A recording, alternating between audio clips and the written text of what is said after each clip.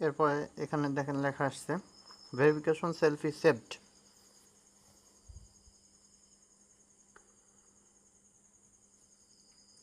এরপর লেখা আসছে you can update or delete your selfie any time in password and security settings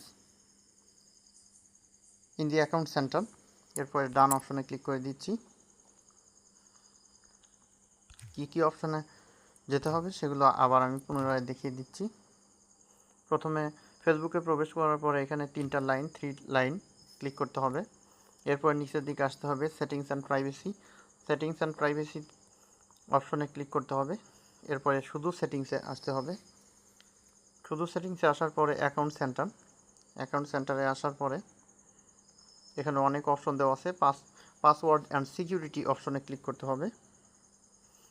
এরপরে password and security অপশনে click করার পরে এখানে অনেকগুলো অপশন আছে, তার মধ্যে 3 নম্বরে আছে ভেরিফিকেশন সেলফি, এই অপশনে ক্লিক করতে হবে। এরপর প্রোফাইল আইডি অপশনে ক্লিক করতে হবে।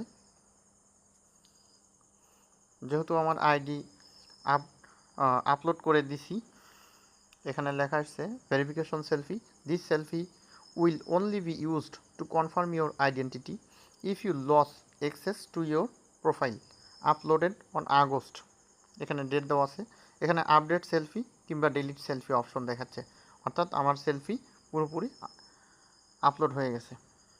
এভাবে আপনার ফেসবুক প্রোফাইলে অথবা ফেসবুক আইডিতে সেলফি ভেরিফিকেশনের মাধ্যমে অথেন্টিকেশন করতে পারেন, যার ফলে হ্যাকিং হবে না কিংবা হারিয়ে যাবে না।